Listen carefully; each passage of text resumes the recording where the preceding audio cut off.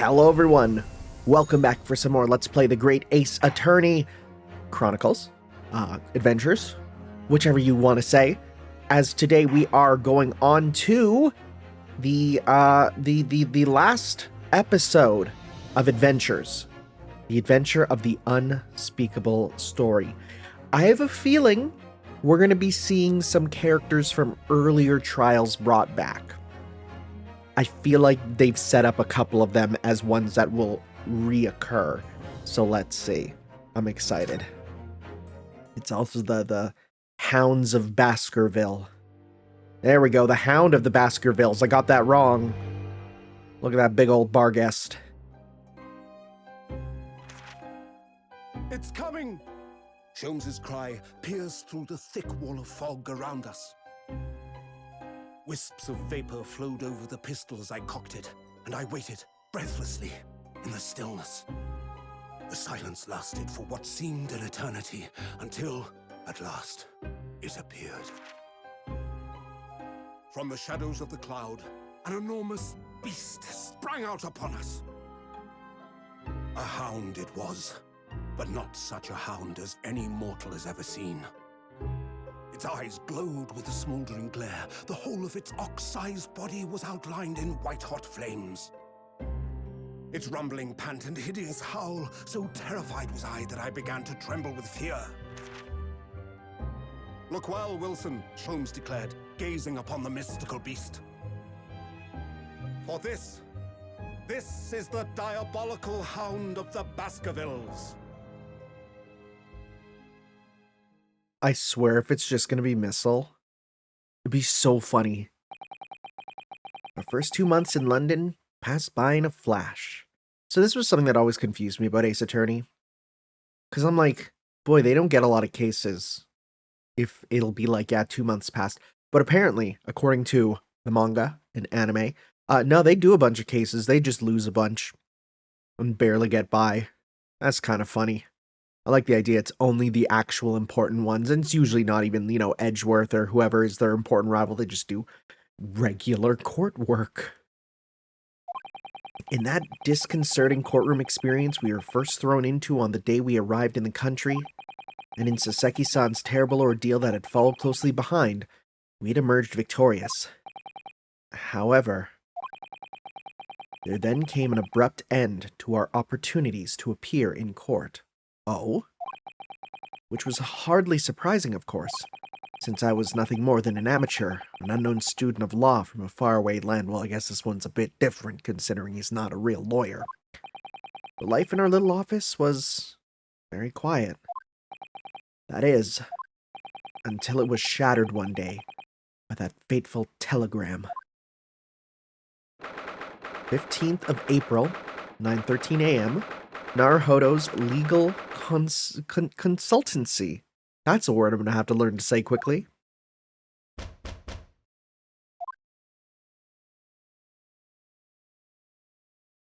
Oh, look at us. We got a little place here. Got a little teapot going. That morning, I was woken up by the unreserved knocking on the door by the telegram boy. But after he'd gone, Sasato-san's behavior became very obviously strange. Sasato-san? Yes? Is it time to leave for court already? Let me see. What case is it today? I don't think I'm scheduled to defend anyone at the moment, am I? Oh, no, of course not. How silly of me. But I think Iris said she would make us breakfast this morning. So, shall we go down to Mr. Sholmes' suite? Yes. Iris makes the most delicious breakfast food. She does, doesn't she? And once our bellies are full, we can leave for court in fighting fit form. Let me see. What case is it today? Here we go again. You okay? You doing fine? You seem to be a bit strange. Have you seen my armband recently? It means a great deal to me, you know, that you cherish his armband so, and wear it each time you appear in court. Well, it's very important to me. It shows that I'm a lawyer. It's what shows that I'm a lawyer. And whenever I wear it, I feel as though it gives me strength. Through Kazuma. I absolutely can't be without it. Especially when I'm at a critical point in a trial. And especially because for some reason the audio is delayed on my video. So I'm going to stop the recording here and restart it real quickly. So that it hopefully isn't... Because let me tell you, the littlest out of sync, I can see it with the way the text pops up. I don't know if it's going to come up in the video, but it's coming up for me. So let's stop it. Alright. I did some woobity woos, and it seems to be normal, so that's good. But just the other day, I noticed you wearing it when we went to visit that park. Sometimes I forget to take it off. Nice. Cute. Alright, let's talk about Saseki-san first. I suppose Saseki-san will have arrived in Japan by now, won't he? Yes, I should think so. He left immediately after that terrible ordeal. Which would mean he should have completed the voyage already, or just be a few days away. A fortnight ago, we had the very long telegram from him, do you remember? Complaining of seasickness. But by and large, it seems the voyage had been going well. Something wrong, Naruhodo-san? I was just wondering, what might have become of Saseki-san had he stayed in London, that's all. You mean, as regards Lords Van Zieks? There's too many S's. The Reaper? Yes, I can't help wondering if seasickness would have paled in... Oh, why is the reading so difficult right now? I can't help wondering if seasickness would have paled into insignificance in that case. Okay, well, let's talk about the telegram. So, what was it about? The telegram that was delivered this morning, I mean. Oh, the telegram. I don't know what you're talking about. Oh, sorry, but you're not going to get away with that. Well, I didn't think I would. Actually, don't give it a moment's thought. It's nothing. Nothing interesting. Boring, in fact. We're gonna have to go back to Japan because your dad's been arrested, isn't it? It was just a boring old telegram. That's 3 times now. She's tried and failed to convince me it was nothing. I promise that I'll tell you about it at some point. Alright, I understand. It's gonna be something like that. What is it they say? That no one who stands in the dock can be saved from the Reaper, right? Like the way that nightmarish trial ended on the very day we arrived in London. Even 2 months on, the cause of that dreadful fire is still a mystery. Yeah, but at least Saseki-san is safely out of the country now. Presumably, that means that the Curse of the Reaper can only take effect within the confines of the city of London, perhaps? Even if that's the case, it's little comfort. I have a terrible sense of foreboding. If the legend of the Reaper is to be believed, it means he wields the sword of justice himself. Come to think of it, I wonder what he's been up to these past 2 months. Oh yeah, so that's confirmed. They have not even seen him for 2 months. Surely not wielding that sword against more acquitted defendants. No, I don't think so. Apparently Lord Van Zieks hasn't appeared in court once since our last encounter. Oh. Yes, since Saseki-san's trial, he's withdrawn from judicial service again, it seems. Really? Just like before, when he wasn't seen in court at all for several years. So, it's just been me who's had to face him in his recent spate of trials, then. Just my luck. I wonder if luck doesn't come into it. Sorry? What was that? Oh, nothing. Never mind. Okay. Well, let's take a look at our room here. What do we got? We got a shovel. That's... Oh, sorry. I guess it's a spade. That spade has been in here since we started renting the place. Oh, that's not a spade, Naruhodo-san. It's a shovel. Thank you. Oh my god, is this... Is this the ladder, step ladder?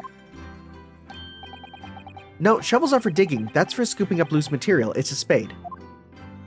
No, spades are for digging. That's for scooping up loose material. It's a shovel. I don't want to dig a hole for myself, so let's leave it. Oh my god, yes.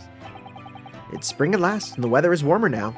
But I love the smell of the fire and steam rising from a kettle. It's true. I have an uncle that I live in his, like, little cabin, basically, and, like, no real heating to speak of, aside from a little furnace or little oven like that. Let me tell you, heating stuff up on it with the warm fire, oh my god, it's the best. Oh, would you like some tea, Naruhodo-san? Thank you, Sasato-san, but I'm alright for now. With the green tea Sasato makes for me from time to time and Iris's unique herbal infusions, this place is paradise for a true tea lover. Green tea is such a wonderful accompaniment to British tea cakes, don't you think? And there's a traditional tea-making kit. I've done this before. So it's a tea set that Sasato-san brought with her from Japan. Let's hope she hasn't noticed me slipping sugar and milk in my cup when she makes it. It's so bitter. Tea is a drink to be enjoyed, Naruhodo-san. You really don't have to force yourself to drink it, you know. I don't like to see you screw up your face so. We've only been here in London for about 2 months, but my desk is starting to look a little messy already. You could tidy it up once in a while. God, this is too real for me. Sasato-san, I always say, making a mess is a small sacrifice to pay to be able to further your studies. Very true. And time spent tidying up is time you can't devote to the same cause. And time spent on ridiculous arguments is time that could be better spent on some simple housework. She wins. I'm supposed to be the lawyer here. I was gonna say, got the Daruma back there? Ah, the Daruma doll I brought with me from home. Still with only one eye colored in, because you're supposed to color it in when something good happens, right? You make a wish, then you color it in when you get that wish, isn't it what it says? I'd said I'd color the other eye in once I won my first court case here in Britain, but you have one, haven't you? Twice, in fact. So I feel as though I'm still lacking as a lawyer. I'll tell you what, why don't you color the other eye in once you think I'm a proper, fully fledged lawyer? If you insist. I like the music here. It's a good, just like, home theme, you know? Theme of homeliness. Look at that little orange. Ah, this must be the telegram. Let's see. Huh! No, you mustn't look at that. Not under any circumstances. Alright, I won't. I'm sorry, Naruhodo-san, but you can be very mischievous at times. Well, then put the telegram away if you don't want people looking at it. Jeez. Alright, let's see. Anything else? What's back here? Do you know, I've never seen inside your room there, Sasato-san. Never even peeped inside. I should think so, too. The young maiden's private chamber is a place of bittersweet secrets, you know. Whatever you say, young maiden. Is that an aquarium? You're rather lucky to find that old aquarium left behind here. The prawns we put in there... wait, was that Sasato? No, that's him. For some reason I thought it was Sasato. The prawns we put in there are doing rather well, and the anemones too. It's a wonderful invention, isn't it? The sea behind glass, inside your room. Another example of Great Britain's greatness. Having to clean it out and change the water isn't so great though, is it? Nothing about the... Are those onions? The ceiling onions? No? Okay. Well, on that mark, let's head down to Sholmes' suite. When you're ready, let's go down for breakfast.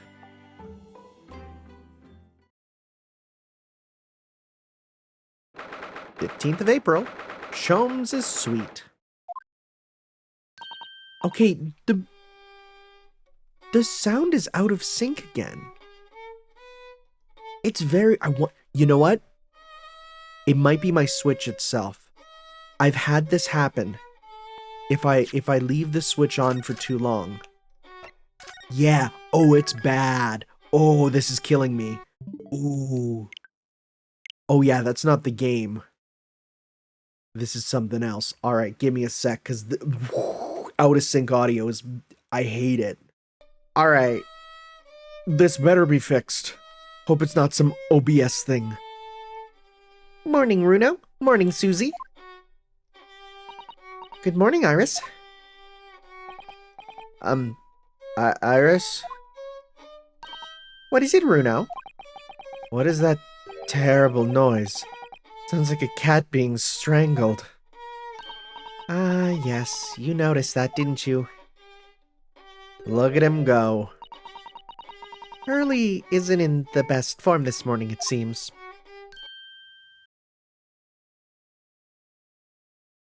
Oh.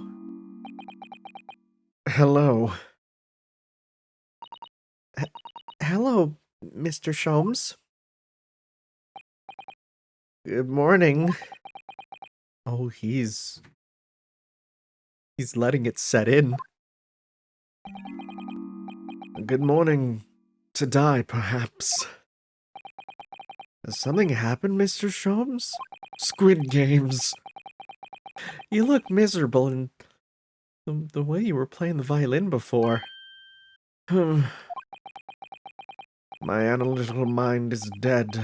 Music is dead. The world is dead. Damn this blanched existence! That's all it is, my dear fellow. Nothing of consequence. I'm afraid I don't understand. Well, Iris, isn't it time we ate? Some dry toast and an insipid coffee for me. It's not too much trouble. Kidder! Look at him! Oh my goodness.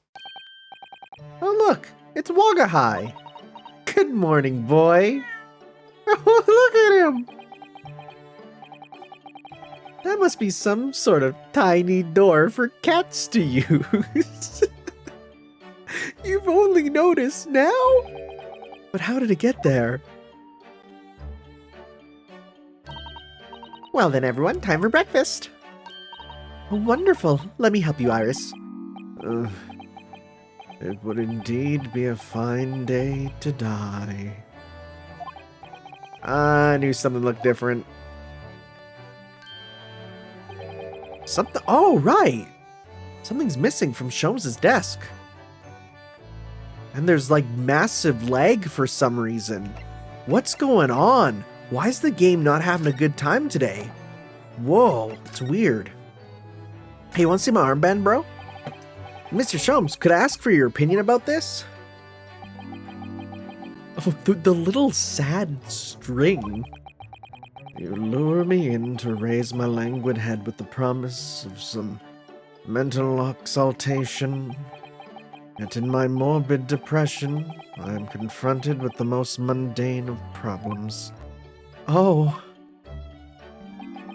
My mind finds greater stimulation in the unforgiving monotony of the floor than in your miserable offering.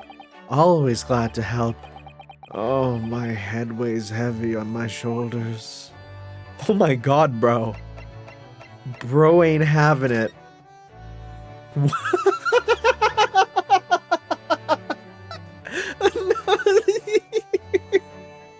So tell me about wanting to die.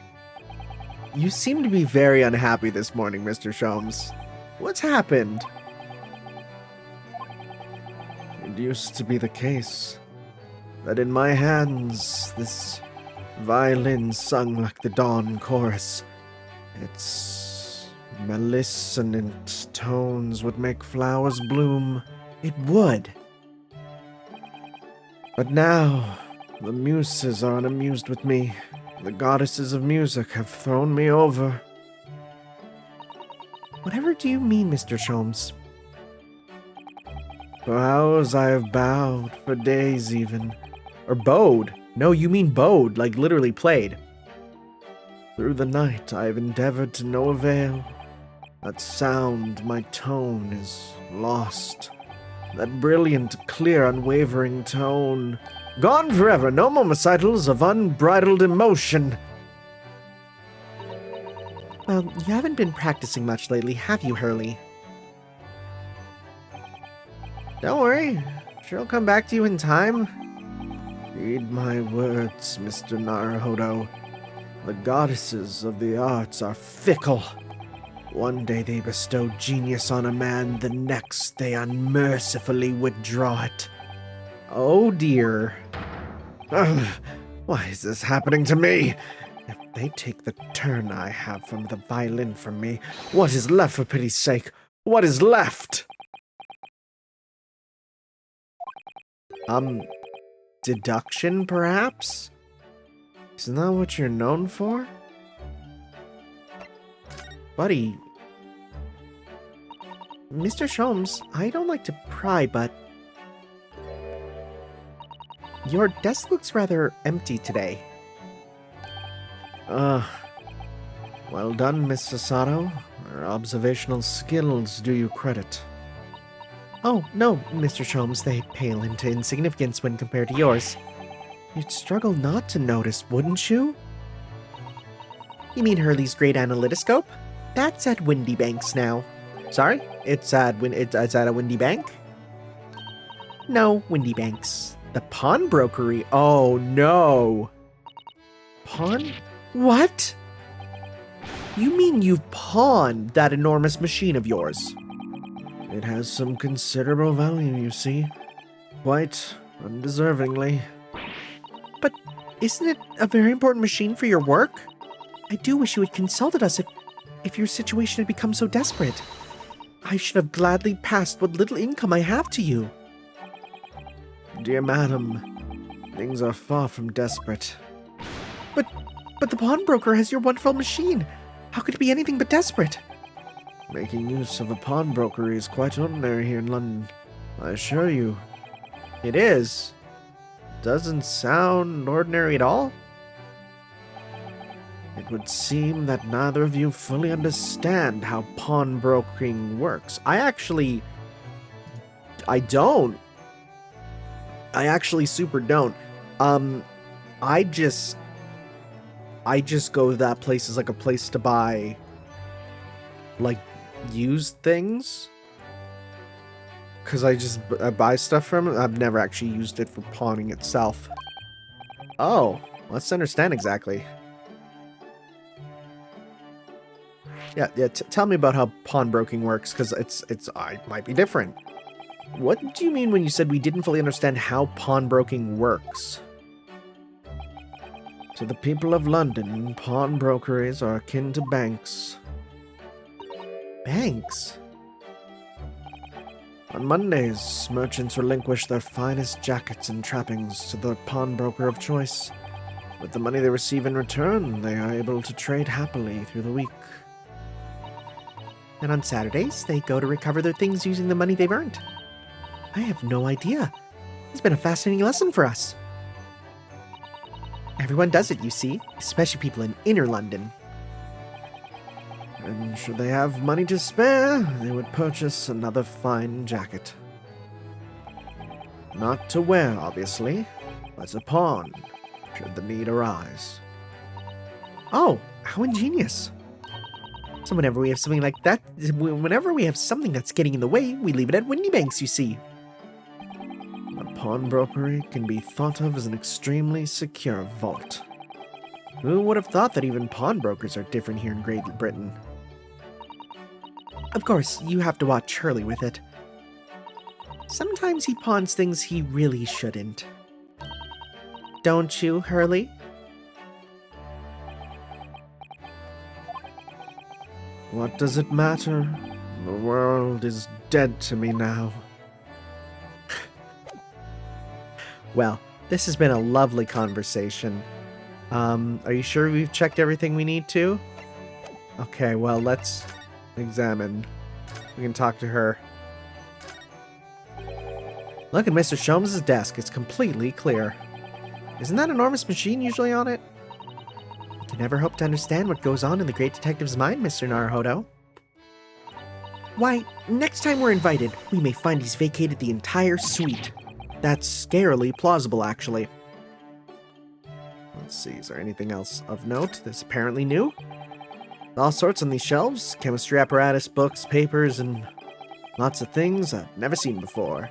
All heaped up so high, I can't help feeling that the whole lot is gonna come toppling down at any moment. Oh, it's such a charmingly untidy collection of paraphernalia, isn't it? It looks messy to me, like my desk. But you, Mr. Naruhodo, must learn to tidy up after yourself. No favoritism there, then. Hajeez. Let's talk to you. What's up? Avast, can you not block my game, please? Thank you. Let's talk about Wagahai, please. Mr. Natsume's cat seems to have settled down in his new home, then.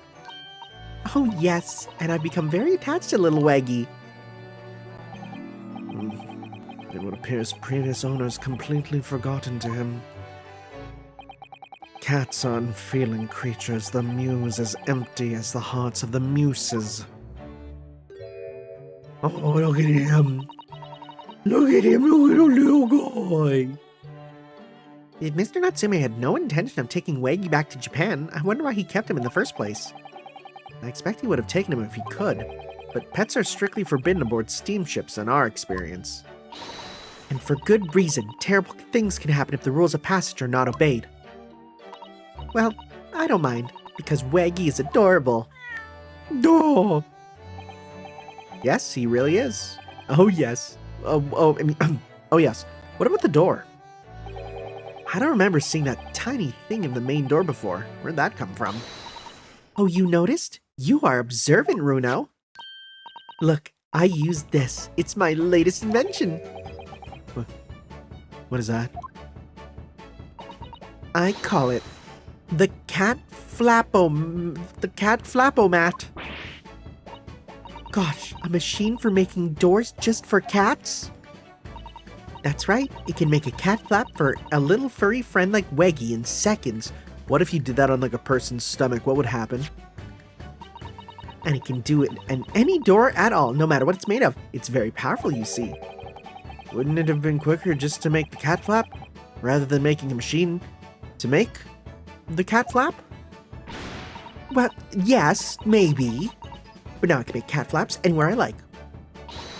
Oh, I think it's wonderful. You must make one for the door in our office upstairs, Iris. She really knows how to come up with unconventional inventions, this girl. That is remarkably specific. Oh no! Oh, what was that? Wagahai? What is happening? What was that? Oh no! Wagahai's tangled up in your violin! I think he thinks it's a toy. No! What's he doing to it? Oh dear. Mr. Sholmes' precious violin. Why should I care? What? I shouldn't be surprised. If the cat is a more accomplished musician than I now. Oh my god, dude. Yo, he's feeling it. And I'll be honest, I get where he's coming from. We have those days. Mrs. Sholmes really is in poor spirits, isn't he? Well, anyway, I'll put it back to where it lives, shall I? I'll put it back where it lives, shall I, Hurley? Out of the cat's reach, if possible. Maybe we should assess the damage. Oh, buddy. Oh, pal.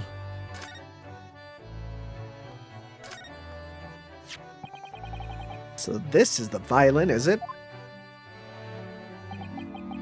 It's a Stradivarius, one of the finest violins in the world, made by the renowned Italian luthier and Antonio Stella Bottomtile.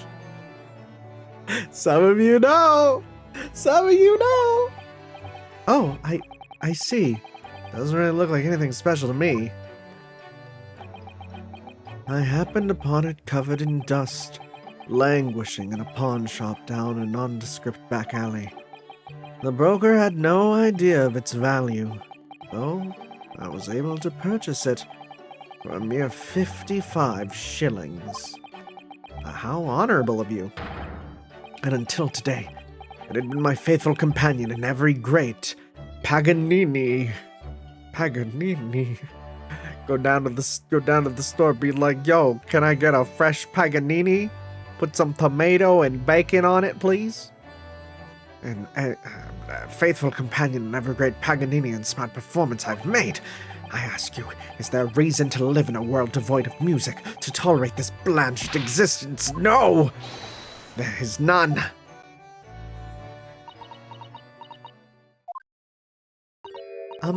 Mr. Sholmes? What? Dear madam, what? My thoughts are preoccupied with fancies of release from this dull routine. Well, it's about the violin. It looks very different to normal, don't you think? What do you mean, Mrs. Sato? Oh, Susie's right. Yes, the tone of the wood is completely different. And that's not all. There was no crack here before. Wait, it's not even the right size, is it? What's this?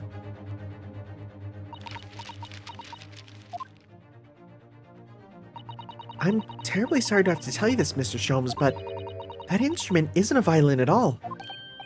Then what?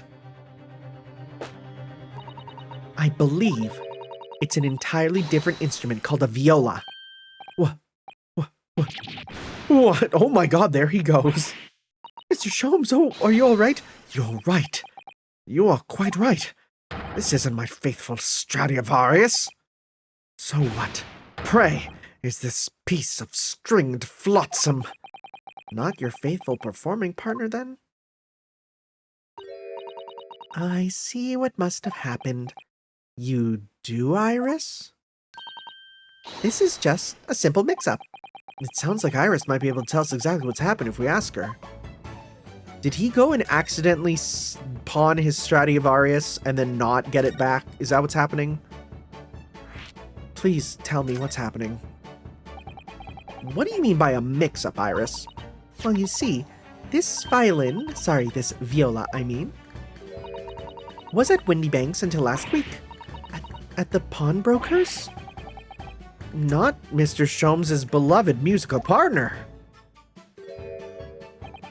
There's a proverb from the East, which you're no doubt familiar, my dear fellows. Always let a beloved child travel. Yes, indeed. So you sent your beloved violin to the pawnbrokers in the hope that it would experience personal growth. Oh, what a wonderful idea! Last week I pawned my great analytoscope in order to release my precious instrument, but it would appear Mr. Windybank mistakenly furnished me with this tawdry fiddle instead. But my ears cannot be deceived by the hollow timbre of this piece of timber. No, but your every sense was deceived by the fact it just had strings. Pshaw! Fine state of affairs this is! And why I always say, Mr. Naruhodo, never trust a pawnbroker. They will try to fiddle you every time. Why didn't he laugh? That was actually kind of funny. But earlier, you told us that you could think of a pawnbroker as an extremely secure vault. Come, Mr. Naruhodo. Dilly-dallying will get you nowhere. What? Sorry? Crunching your toast with that vacant aspect, freshing your coffee so obtusely. Are you not a little embarrassed by your own conduct, considering the urgency with which we are faced? We must visit Mr. Windybank's brokery at once. That's right, isn't it, Mr. Sholmes? Precisely, Mr. Sato. Without a moment's delay. But I haven't finished my bacon and eggs. My bags. My dear fellow, surely you do not still intend to crunch your bacon with an increasingly vacant aspect, to frestle your egg over ever more obtusely. What is fress? I've never heard the term fress. All right, say no more. Let's go then. Don't worry, Runo. I'd be happy to heat up for you again later. Oh, thank you, Iris. As it happens, I am rather curious to see what a British pawnbrokers looks like. Pawnbrokers are a good place to get used video games, I'll say that for sure. Are you, like, alive again? Can I show you this and you won't be dead now? I must stop you there, Mr. Naruhodo. Unofficial I may be, but I'm nevertheless a professional. Can examine such a humdrum item. Anything less than £5. Oh, no, I didn't really want you to examine it. I just wanted to ask if... My dear fellow, as a professional consulting detective, I couldn't possibly venture an opinion for anything less than £5.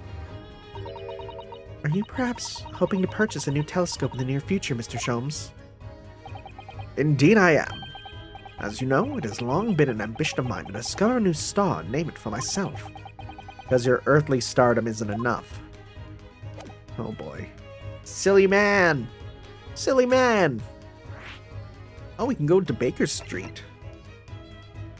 Or to the pawnbroker. Well, let's go to Baker Street first. Bustling London Street on which can be found Mr. Sholmes' office and Windybake's pawnbrokery. There's a large park nearby. Let's go outside first. Oh, it's like just right here, huh? Well, here's Baker Street. It's already been 2 months since we started taking lodgings above Mr. Sholmes' office. Look at all the flowers. I still can't quite believe it. I never expected things would turn out like this. Oh, I know. To actually be sharing accommodation with the world's greatest detective. If I ever find myself before a court of law now, I will have not one regret. I don't know what you're talking about, but I'd be happy to defend you, of course. Is that just her Maya-ism coming out? The girl will always be just sent there. All right. Look at all the different things in the window of the shop. Ah, that's Windybank's, the pawnbrokery. It looks much smarter than a pawnbroker's in Japan, doesn't it? Yes, you're right. I find pawn shops at home rather inapproachable, personally. Reminds me of tearfully parting with my favorite fountain pen. I felt so miserable. What doesn't kill us makes us stronger, Mr. Naruhodo. Bro, it's just a pen. It's just a pen. Who cares? Alright, well, let's go into Windybank's. Expecting this place to be just chock full of stuff for us to look at. Oh yeah, here we go. Look at this. Oh my goodness. Windybank's pawnbrokery. That calendar on the wall is going to be super important. This is a British pawnbrokery. Oh my. There are all sorts of tools and contraptions in here I've never laid eyes on before. Ah, Sasato-san, and that sparkle of wonder in your eyes. You can't wait to scour the shelves, can you? I get the impression you enjoy places like this.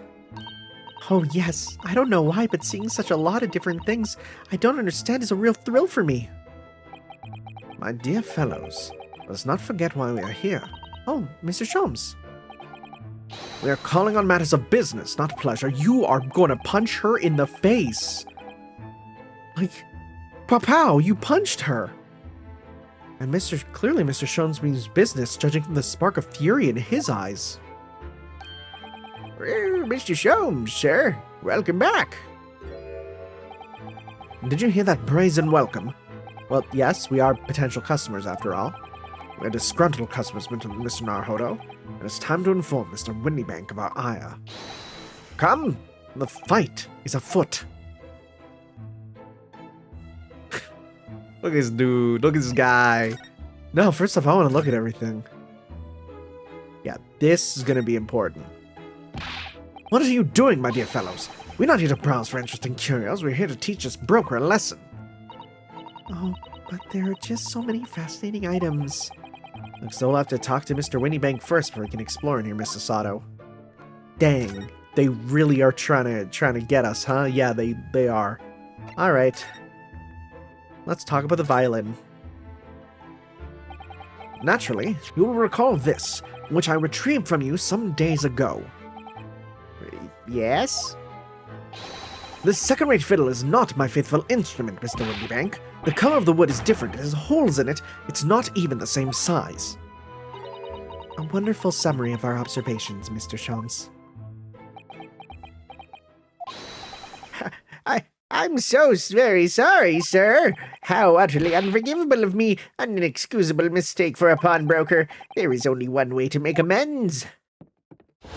Is he gonna go kill himself? Oh! Oh my god! Oh my god! I was making a joke! No! No! Don't do it! I shall have to take my own life. Oh my god. Like, I was making a joke. No. He's unfazed. I don't think that will be necessary, do you? If I may just say one thing before I pop off. Yes? It was you, Sir Mr. Sholmes, who took it upon himself to remove the item the other day, I believe. Sorry? My blood will be on your hands, sir! As I recall, I entered the storeroom to fetch your violin when I heard, here it is. You did? And when I turned to controvert you, you had taken the viola and left, sir. However, there could be no doubt that the blame... I can't even take this seriously. Just seeing him run back there, grab a gun, and put it to his head is so freaking funny. It's so funny. Oh my god. I can't do it. Oh my god. He's still doing it. Okay. However, there could be no doubt that the blame lies firmly at my own door for allowing you to leave, so I shall not grumble or grouse any longer. May this guilt die with me! No, stop, my dear fellow. The fault is mine. I'm on the floor now.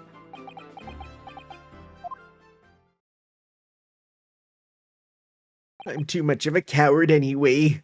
Who? It would appear that the fight is over. I do humbly apologize, Mr. Windybank, and evidently my questionable disposition precipitated the tragedy. Well, you wouldn't be Mr. Herlock Sholmes without that questionable disposition now, would you? I do believe you may be right, sir. Now please put the gun down. It's either laugh or cry, I suppose. Luckily, there's a Family Guy. You are, it must be said, one of my more challenging customers. I needn't remind you of the peculiar collection of items you've brought through my door in the past. Oh, peculiar items? Oh, in the extreme, ma'am. For example, the unpublished manuscript of an eponymous work, the novels of Herlock Sholmes or some such. Oh my, a new, full-fledged novel. And unpublished. A story I've yet to read, you mean? Forgive me!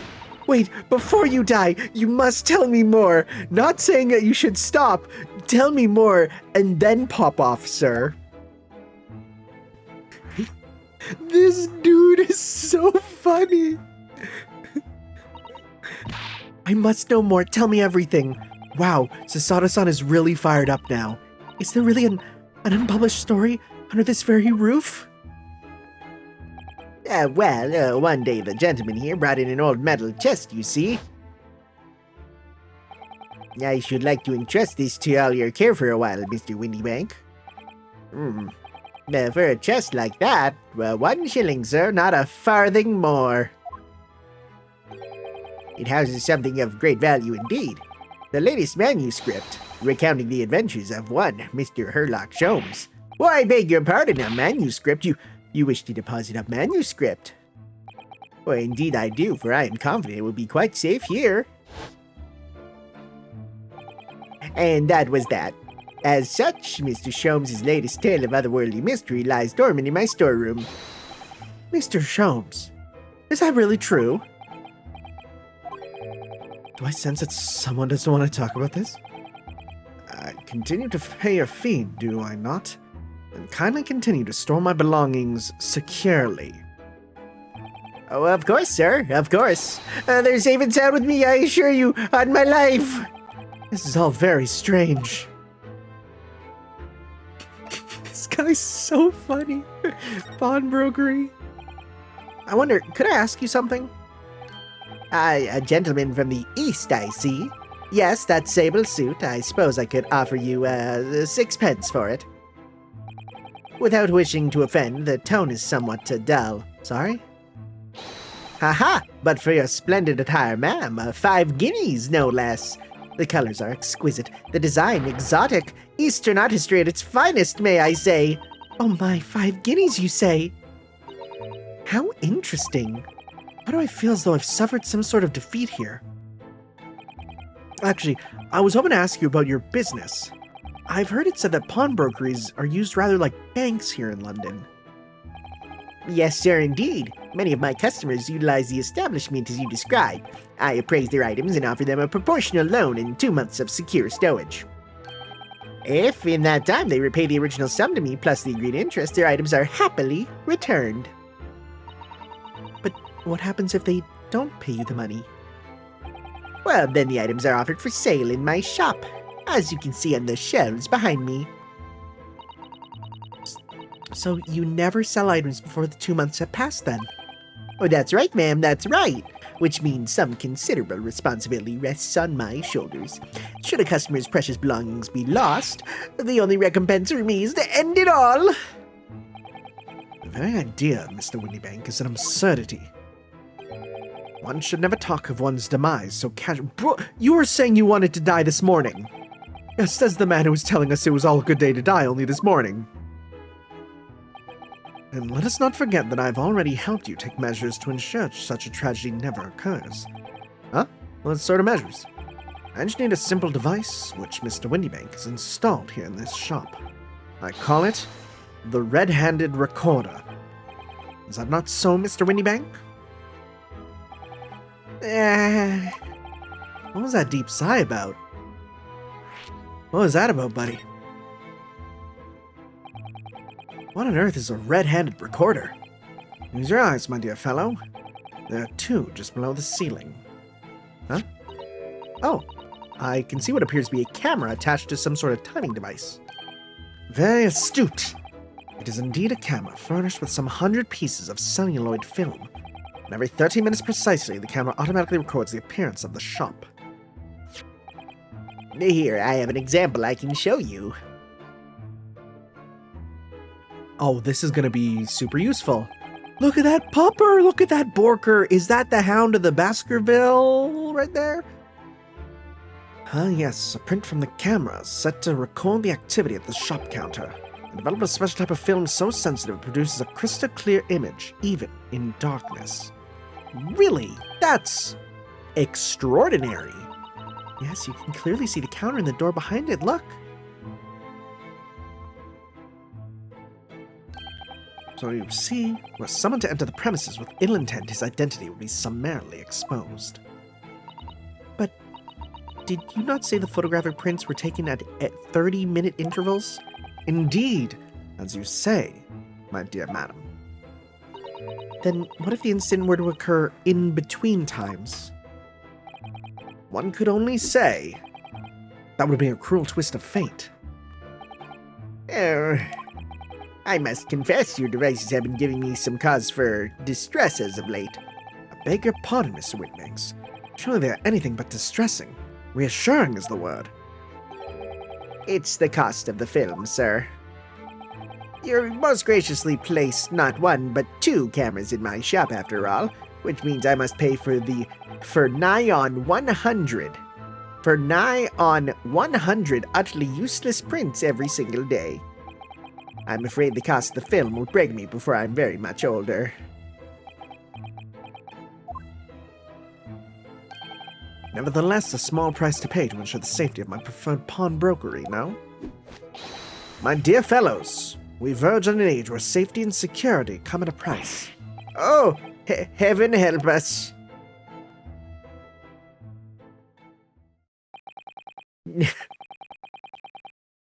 Just seeing this dude run to the counter, grab a gun, and put it to his head immediately. Like that mental... I don't even have to do the mental image. I could just rewatch the video over and over, but...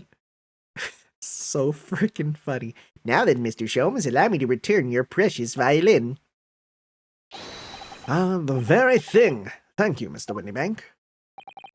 Perhaps this might mark the end of the peculiar items you try to pop, Because if anything were to happen to one of them, Oh, this would be the only answer. I really think you ought to stop waving that gun around. Someone could get hurt. Fear not. Sorry? I've only loaded a single bullet, so no one but myself could possibly be— I was gonna say, like, oh, don't worry, it's a fake one. It's a toy. It'll pop the little pop gun. No, he's like, I will only kill me. That's not really what I meant. Good day to you, then, Mr. Windybank. It's been a pleasure as always, Mr. Sholmes. Oh my god, dude. So, Mr. Naruhodo, now we can explore at last. She wants to look around, which is fair, because there's probably a lot of stuff to see. Like, let's start with, what's this? Look at this. What could this lovely, big, shiny box be? That, my dear madam, is a music box. Surely you have such things in your own country. Oh my, yes, but I've certainly never seen one so large before. Shall we listen a while?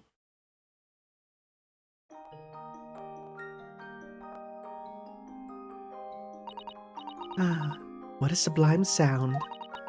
It's like the music of angels. I've never heard anything like it before in my life.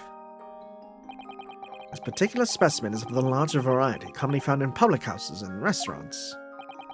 There is a metal disc inside on which the notes to be played are recorded. Simply by replacing the disc with another, any music you care to imagine can be played. My goodness, what a simply delightful machine. Indeed. Well, the popularity has waned recently with the development of the gramophone, of course. Science and technology advance at such an overwhelming pace. Okay. What else we got? Plates, stuff? What an assortment of things there are on the shelves here. Crockery, footwear, clocks, and watches.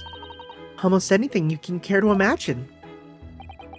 Those are forfeited items, offered for sale by the pawnbroker. What does that really mean, though? Why are we here? What are we doing? What's the great questions of life? When you pawn, or colloquially pop an item, the pawnbroker loans you money against its worth. Oh, popping off is actually a word. Huh. I just use it like when you pop off in a fighting game. You know, once you pop, you just can't stop. Pringles, Haagen-Dazs, Happy Feet, all that good stuff. He stores the item for an agreed period of time, after which the loan must be repaid. If not, he is free to display it in his shop for sale at a price of his choosing. Oh yeah, I have explained it. I'm noticing little price tags on everything. Of course, simply by paying the agreed interest on the loan, one can extend the period of safekeeping. Well, you may pawn that black garb of yours without fear, my dear fellow. My treasured university uniform never embodies my student spirit. Let's see what else we got. What's this little thing? Look at this. Whatever could it be used for? I have no idea. Ah, is it a love tester? There's a small catch just here, look. Okay. We're gonna open it, aren't we? Oh. Oh my, that's amazing. It's a sort of spring-loaded mechanism, which we'll never manage to put back to the way it was before. What are you two doing? What? That's nothing? No, nothing at all. Whatever this device is, it seems to have a pair of little windows to look through. It feels as though I've seen something rather similar to this somewhere. This thing? Now, what do you suppose this rather enormous machine does? It seems to have two little windows for looking through. Allow me to enlighten you, my dear fellows. What you're looking at is a stereoscope. A stereoscope? Fascinating. It is aptly named, I assure you. Look through the eyepieces and see for yourself. Oh, I should be delighted to. Excuse me a moment while I just have a look. Just before you do, there is something I should point out. My dear fellows, in order to see the image properly, stereoscopically as it were, you will need to be cross-eyed. However, if that is beyond you, it is of little consequence today. All right then, I'm going to try it. See, it's funny, because if this was on the 3DS, then you'd actually be able to... Wait. If that is beyond you, it is of little consequence today. Is that literally just a 3DS joke? I think that might be. Huh.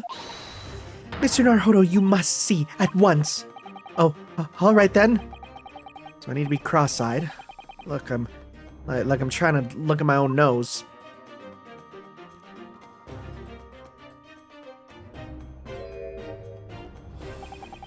What the? So, okay, but like actually, if you manage to cross your eyes just right while looking at it, probably. I don't know. But it's funny though, again, because again, on like the 3DS, you would just look at it with the 3D. That's really funny. I wonder if there's anything like that in the game where it's like, you could do that. See, because, so the girl would be like the focal point, and then the horse in the background would be like stuck behind her far away. That's how your crossing eyes would work there. What the? I don't believe it. It's just a photographic print, but it seems like you could reach out and touch it. Yes, the sense of depth is startling, is it not? Stereoscopes are one of London's many fads. They're often found in little stalls in the park. People queue for hours to see them. Why? Why are people meddling with such black magic? This is all a big 3DS joke. It is no magic, my dear madam. It is, well, far too complicated to explain at the present. We shall save this lesson for another day. Oh. That's really funny. They straight up be popping off with that 3DS jokes that don't make any sense because we're no longer on that horrible little system. Sorry, I don't like my 3DS. That's not a calendar you could easily miss, is it? 15th of April, today's date. Well, yes, that's not for sale, I must point out. It is an Eastern-style page-a-day calendar. Probably because no one at the development team knew what type of calendars they used in, North America and at this time, but don't worry about it. Every night at midnight, I tear off the front page to reveal the following day's date. The perfect calendar for a tearaway fellow such as yourself, Mr. Windybank, who's ready to tear his own life away at any moment. And who was it who just walked out of here with the wrong violin before? Well, when the agreed storage period is passed without repayment, articles are forfeited, you see. You have to keep a close eye on the date. It's something of a pawnbroker's obsession, you might say. Oh yes, I can see you're very dedicated to your job. What? Only tuppence for it? That ain't fair, and you know it. It all costs barely worth a penny, miss. Wait, who's this? I cannot offer more. Let's see. Who's this? Sounds like there's an argument brewing over by the counter. Come on, that can't be right. Have you had a proper butcher's at it? Oh wait, no, is this Little Miss? Is this Little Miss Saber?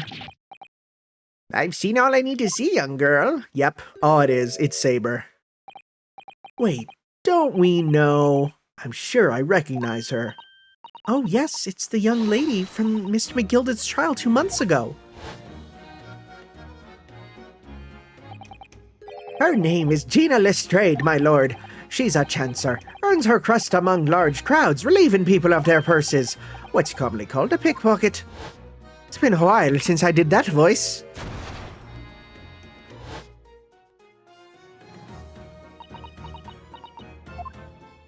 Forgot about Gina. Gordon Bennett, you lot! Boy, if there's one place where wielding a gun like this would be fine, it's I guess here. Hello, Miss Lestrade. I hope you've been well. What? You remembered me then, do ya? Well, I remember being completely surrounded by smoke, that's for sure. So, what are you doing in here? Down and out like the rest of us? Nothing to eat. Come to pop that black weasel coat, have ya? What is this about the black uniform that makes everyone comment on it? Ah, good day. Unless I'm much mistaken. You would be the young pickpocket who stole our experimental smoke grenade launcher.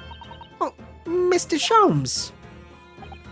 So, you have something of value to pawn, do you? Allow me to see the article. I shall negotiate with Mr. Windybank on your behalf. But the other one? I don't need no help from some stuck-up D. Get out of my business. Go on, I'll make trouble for you. As you wish, Miss Lestrade. I will happily remove myself from your presence. He's really done it. He's gone. Well, I'm sorry, but as I said, there really is no room for negotiation here. What is that thing he has in his hand? Some kind of metal disc? And you? Go on, leave me alone. Oh, Miss Lestrade, just pretend we aren't here. We shan't be offended in the slightest. Sasato can really stand her ground when she wants to. Whatever. Well, hey. Hey, want to see something cool? Check out my armband. Would you have a look at, That's strange. Where's my armband gone? Oh. What's the problem? Something wrong? Don't suppose you're looking for this? Yes, but how? And when? And then how again? Oh, I got a talent, haven't I? Diving? That's bordering on black magic. And it makes what I was about to say about my armband seem a little dull. So, well, tell me about it then. Nothing, I guess. Somehow, I didn't really think you were the sort of person who'd use a pawnbroker, Miss Lestrade. Well, yeah, well, I am, alright. I'm a Londoner, just like everyone else. Not a problem, is it? No, not at all. It's just that, well, you know. Oh, I get it. I know what you're thinking. Well, that thing probably don't even belong to her. Probably got on the dive, didn't she? Yeah, I can see it written all over your Chevy Chase. That means face. Well, it might have been something along those lines. You're not gonna deny it, Mr. Naruhodo. Alright then, I'm just going to come out and ask you straight. Do you pawn things you steal from other people? Well, I don't know how best to answer that, really. I suppose, sometimes. You're not gonna deny it either, Miss Lestrade. Well, but not this time, alright? I swear. That thing belongs to me. The disc that Mr. Windybank is holding. Perhaps we should see what he has to say about all this. What do you have to say?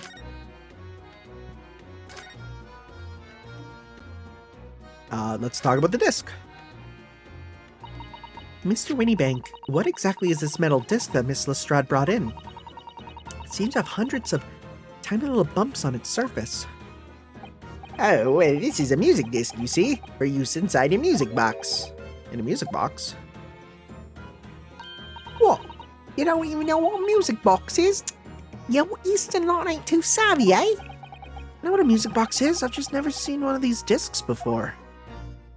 Oh, the small protrusions on the metal disc encode the tune to be played by the music box. You simply insert the disc and set the machine going and beautiful music plays. It's so incredible. Tell us what tune is on this disc. Well, I'm afraid I couldn't tell you that. There are so many different types of music box, you see. British-made, German, Swiss. Well, I have no idea of knowing which particular machine this disc was made for. Oh, I see. And that's it in a nutshell. Goes in a nutshell. I wouldn't have any customers for an item like this, even if the young lady forfeited it. Really, I'm already offering more than I should at a penny. Well, that's a packet of lies. He told me he did. He said it was, well... He? Who? Never you mind, it just ain't right, that's all. A disc worth good money. I know it is. Well, then, you'll have to try your luck at another pawnbroker's, won't you? Ugh. You know this girl? Oh, she's been in before, of course, this little... Tatterdemelin. Tatterdemelion. Tatterdemelion. That's not a word, you made that up. I see. And brought in some dubious article or other with her every single time, I might add. Dubious? What are you trying to say? I'm an honest customer, me. So, is there something dubious about this disc she brought in today? Yeah, well, if only it were that simple. Sorry? What do you mean? What she might have actually brought in was a storage ticket. A storage ticket? So, Miss Lestrade has actually come to redeem an article from you today, is that right? Yeah, that's right. Girl like me has a lot of stuff what needs storing. Alright, yes, that's definitely dubious. The article in question would have been forfeited at midnight tonight, but as she gave me the ticket for it and repaid both the loan and the interest, I was obliged to return the article to her. But what was the article? Do tell us, Mr. Winniebank. Oh, the little scamp is wearing it, ma'am. It's the overcoat that she redeemed. Oh. What? What's wrong with that? It fits, don't it? I mean, it's mine, so of course it does. So, what about the disc then? How does that come into all this? Oh, well, the disc is something else. A new article to pawn and the girl and I can agree a price. Okay. I'm confused. I thought you said that Miss Lestrade brought in a storage ticket today. It's really quite simple. Yes, the child brought me a storage ticket and the money owed on it, as you say. For this heavy black coat, which you returned to her care, as I'd understood it. Oh, that's right, yes. And rather unsurprisingly, as soon as the little ragamuffin put the thing on, well, she went rifling through the pockets. Oh, you mean... What? Don't you know it's rude to stare at a lady? Ah, I see. So it came from the pocket of the overcoat, did it? If you mean this disc, then yes, exactly, ma'am. And she immediately tried to pawn it. For quite a high price as well. This is all rather suspicious, I think. Give it up. I'm just trying to pawn something like anyone else would. Miss Lestrade, may I ask who deposited the overcoat here in the first place? Well, me? Doesn't really appear to be your size. What? Me old man? It's me old man's, ain't it? Is it Miss Lestrade? Yeah, this is definitely all suspicious.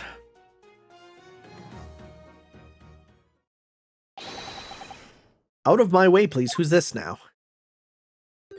Oh, boy! Sorry!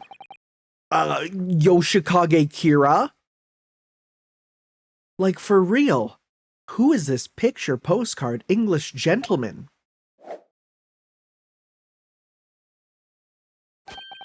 Good day to you, ladies, gentlemen. What's your problem, eh? There is no problem, as long as you remove yourself. I have a matter to discuss with the proprietor. And if you intend to make a problem of it, I shall see you outside, little girl, for the hiding you deserve. Look, ain't it obvious? I ain't done talking with him yet. If you think you're such a gent, you should know how to wait in line. Well, you're an impudent little brat, aren't you? As well as a pickpocket. Who are you? How do you know who I am? The question is, how do you not know who I am? You haven't the courtesy to even remember the faces of your victims, it seems. Oh, what? You mean from you? Broker? Yes, sir. I believe this filthy pocket thief has just redeemed an article from you, no? Yes, Germ. The article in question belongs to me. I demand for it to be returned at once. Oh my. Now that's a lie. What are you trying to pull? Give me back my overcoat, you wastrel. And needless to say, any music discs too. So he's even got freaking Zappelli's hat. My man is a walking JoJo reference. No, you can't have it. You just can't. It's me old man's, or it was. Now it's mine. Goodness, Mr. Naruhodo. This is a very awkward situation. Yeah, I think perhaps we should hear both sides. I like how it's not, we should leave. It's no, let's listen to both sides. Oh boy. Let's converse. What's his accusation? Miss Lestrade, is what the gentleman is saying.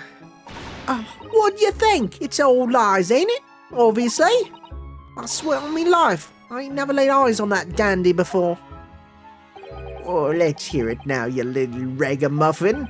You stole it, didn't you? That ticket you brought in here just now. No, I swear to God. It was barely an hour ago. I was walking along the street, minding my own business, when this little gutling ran into me. I knew at once what had happened. I've been robbed yet again, I thought to myself. Those wretched pickpockets. Yet again? Oh yes, as you can see, I'm a man of impeccable style. This isn't the first time I've been targeted by these backslum scoundrels. Now then, relinquish my overcoat. Oh, come along now, Miss Lestrade. Give the good gentleman his coat back. If you're going to cause trouble, I shall then have no choice but to call the police. Hold on now! Why does everyone think it's me? And just look at this dandy cove. And you think I'm the dodgy one? Oh, I'm sorry, but no one's going to believe you. What about evidence? Yeah. Where's your evidence? I've stole something, eh? Come on, let's see it. No, I have evidence, naturally. You what? What's the evidence? Evidence that the article Miss Lestrade redeemed actually belongs to this gentleman. Of course, we need only consult Mr. Windybank's ledger to know the truth. We'll be able to look up the name of the person who deposited the article in the first place. Yeah, brilliant. Well, I'm very sorry, but I'm afraid that won't be possible. Oh.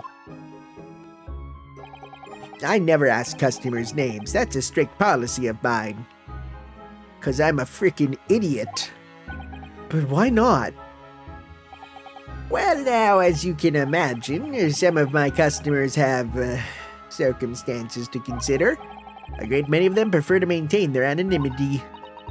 I see. But then how can you know if an article belongs to the person asking to redeem it? Whoa, it's quite simple. Good sir, might I trouble you for the watchword associated with the article in question? Of course, it's...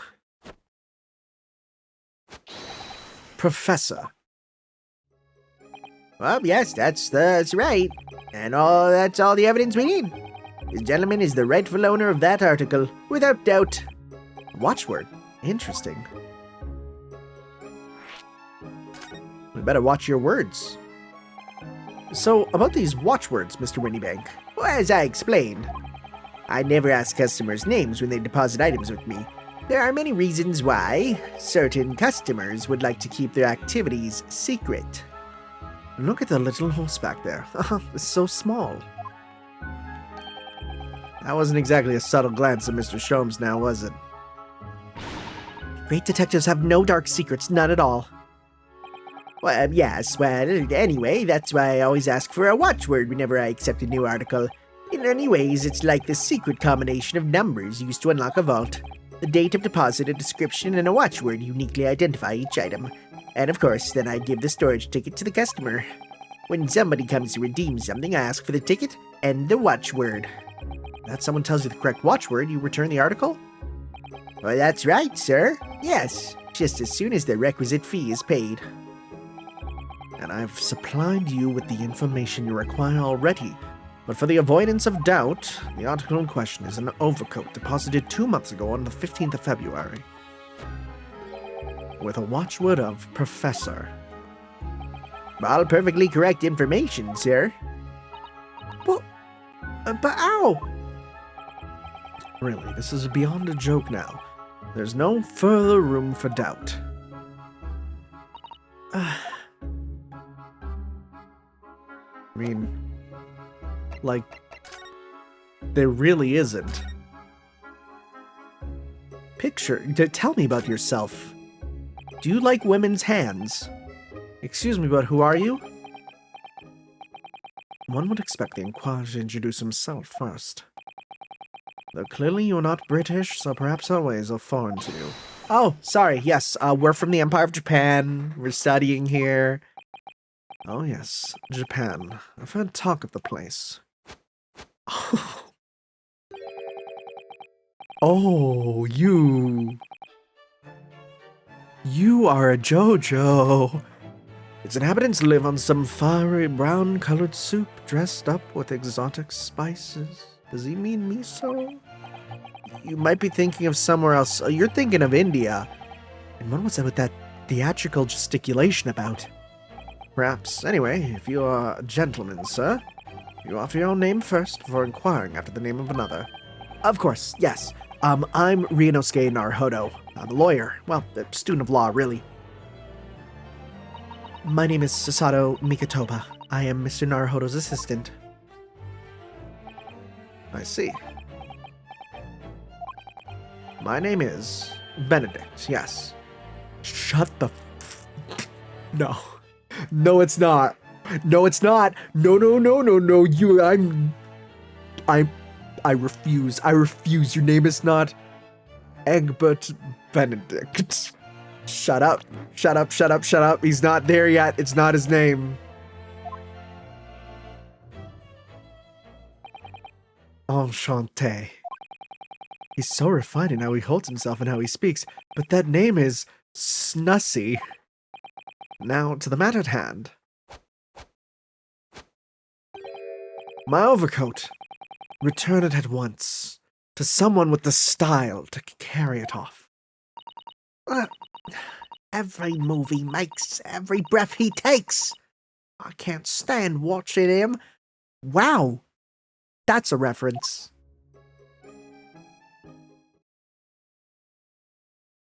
But the white looked better on you. Why would you?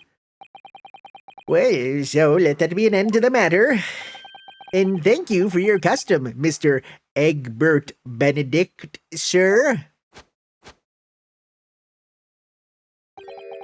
With such reasonable rates of interest, I may even decide to come back.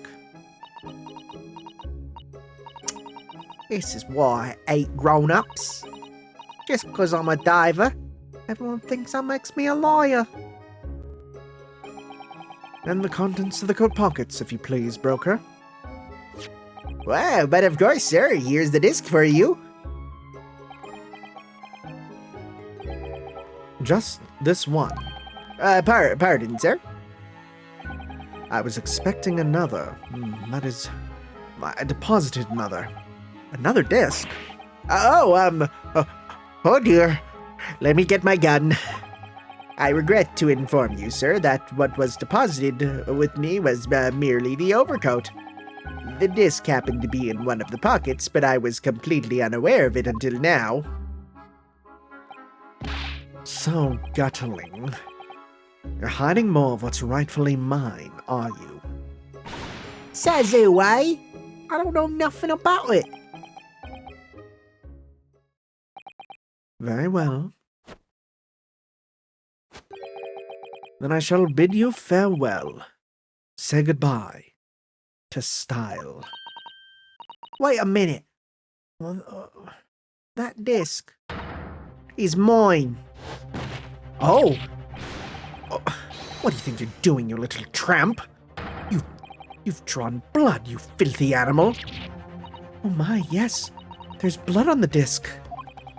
Because of all those sharp little bumps. Man must have scratched his finger on him. I found it first, all right. I mean, it belonged to me old man. So you're not having it? Or you take it. Me? If I hang on to it, it'll have it off me again. So you keep hold of it.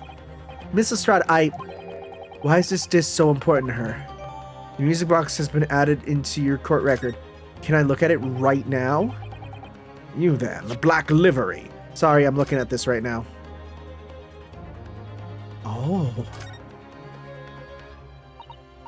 Oh, there's a little scrap of paper stuck to the reverse side of the disc. Look. And a scribbled word or two. Looks like somebody's name. For McGilded. Or McGilded. McGilded? It couldn't be. But it is Mr. Naruhodo. A name I shall never forget for as long as I live. But why? Why is his name on this? Interesting. We gonna look at the blood? Look at the little bumps on the disc. They're so tiny. Yes, the protrusions are called pins, and they pluck the teeth of the comb to make notes. And just on the edge, there's a small amount of blood. Yeah, the blood of the mysterious Mr. Egbert Benedict.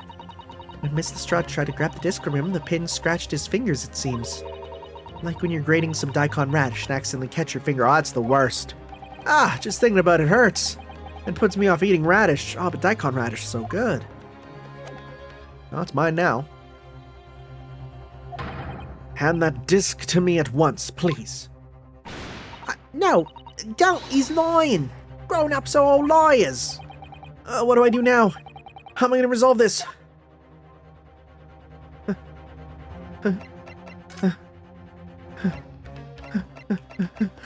I'm running. Oh my god, they let us go. Wait, are you serious? Okay, strange. I'm shocked they let us just leave.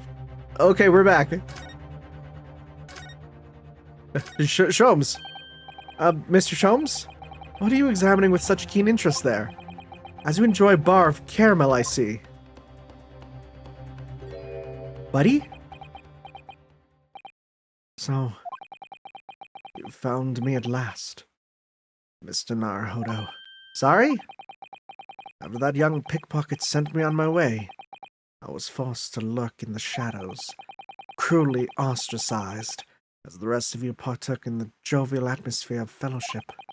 I had nothing to occupy my mind, but I was too ashamed to let society see what my downfall had done to me. So feigning mock interest, I pretended to examine the tedious trinkets in this desolate place, whilst, as you shrewdly observed, gnawing on the only friend I have left, the 7% solution, caramel. It literally says Sholmes' caramel. Pray do you claim to understand the depths of my despair, Mr. Naruhodo? But how could you? I was so lonely, so desperately lonely. Then why on earth didn't you rejoin the conversation? Things have gone from bad to worse here, you know. Yes, I've heard much of your conversation. Or rather, in my craving for human contact, my ears devoured every word that was uttered. You really were sad, weren't you? Poor Mr. Sholmes. I feel simply awful for you. It would seem that my inferences were correct. Oh, surely you're not about to tell us. You've solved the entire case once again. My dear madam, sometimes I wonder where my genius for deduction would be commoditized. How much could I pawn it for? Seems Mr. Sholmes has had another one of his flashes of inspiration, but who knows if it'll help to resolve the situation between Miss Lestrade and the mysterious gentleman. What's the right thing to do here? Let's listen to it. What's he gonna say? Well, Miss Lestrade, it appears you find yourself in something of a predicament. Where the blue blazes have you been, eh? Pardon? When a lady's in trouble, a true gent's supposed to be there to help, straight away. Not an hour later. Ooh, harsh. And who, pray tell, are you? It seems we share a similar voice, Mr. Egbert Benedict. You have in my eyes a veritable encyclopedic array of curiosities about your person. Nevertheless, there are two immovable conclusions I have drawn. I beg your pardon. The first is this. The true reason for your visit to this pawnbrokery today is something you have not yet revealed. And then the second is this. A considerable crime is in contemplation, one you will orchestrate with intent to steal a vast sum of money. Well, Mr. Benedict, what say you to my deductions? How? He's turned as white as a hard-boiled egg. It would seem that once again, Mr. Sholmes has made a flawless deduction. Just who do you think you are, sir? Yes, as I hoped. That is precisely the pained expression I was looking for. So, shall we begin? This time has come for yet another Herlock Sholmes's logic and reasoning spectacular. All right, let's do this and then get it done for him. What are we doing? Mystery Man's Aim. What's he up to? First of all, we must ask ourselves what business you ventured to this pawnbrokery today. You claim to have followed this pickpocket here, having had the redemption ticket stolen from you on the street. But that is most certainly a lie. The real truth is something quite different. Mayhaps the thing in his hand? As revealed by that which you hold in your hand. Yes, what brought you to the shop in the first place is the staff recruitment flyer. No, probably what's on the other side. A piece of paper in your hand is a staff wanted advertisement from this very shop. Yet even the most unobservant would soon realize that a man of your appearance has no need of such employ. In other words, there is some ulterior motive for your actions. Okay. AG on the club? Interesting. The cane? Actually, that might be for, the croquet? I think it is. This cane, which you unwittingly clutched your person, exhibits an incontrovertible contradiction. What utter rot. I've had this cane for years.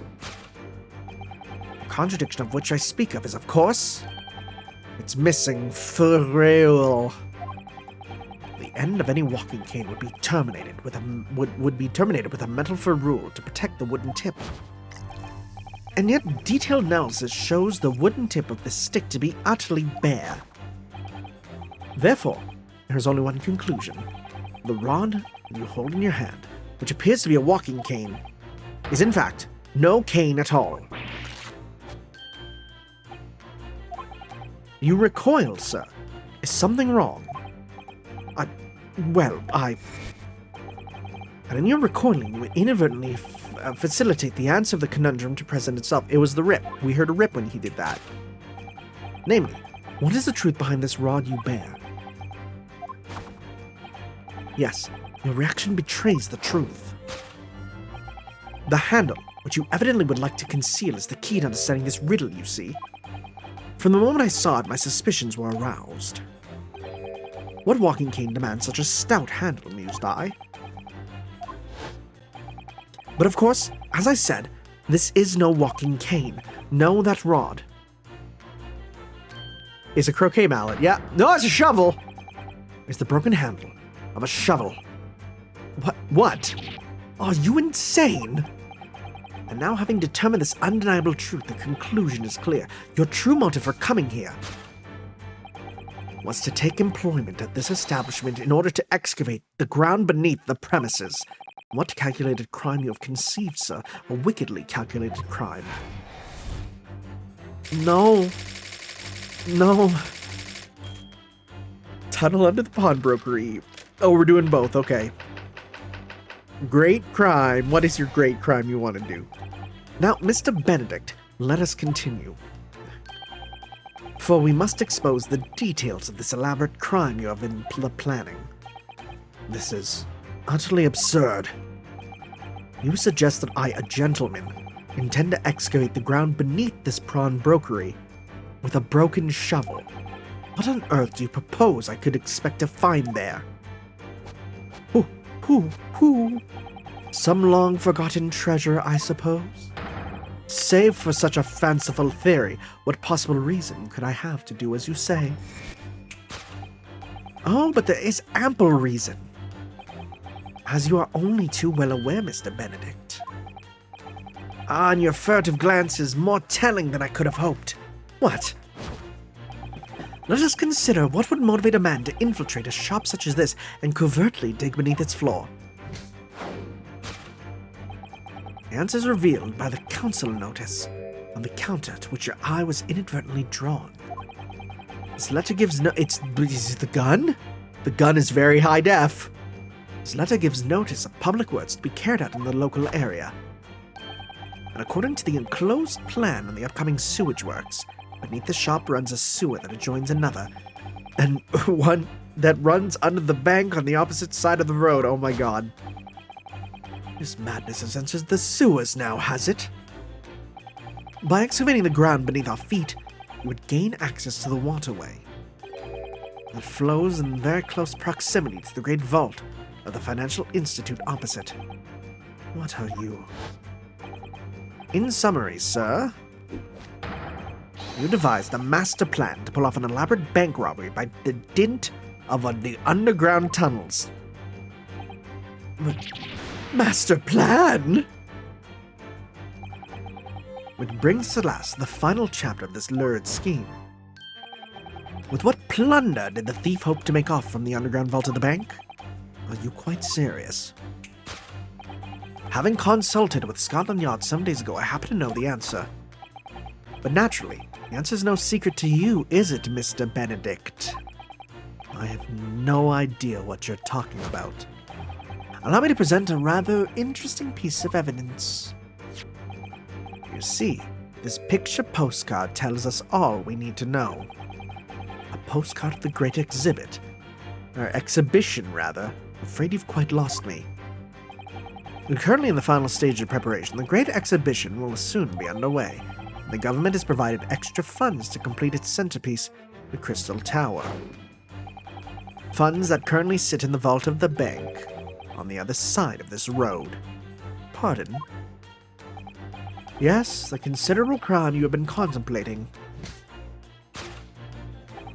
is the theft of that which sits in the vault of that bank, the special reserve funds for the great exhibition. Of course, that is top secret police information, so keep it under your hat, please. Okay, he just told everyone that. Steal the great exhibition's reserve funds. Oh boy. Thus concludes Sherlock Holmes' great deduction of this pawnbroking puzzle.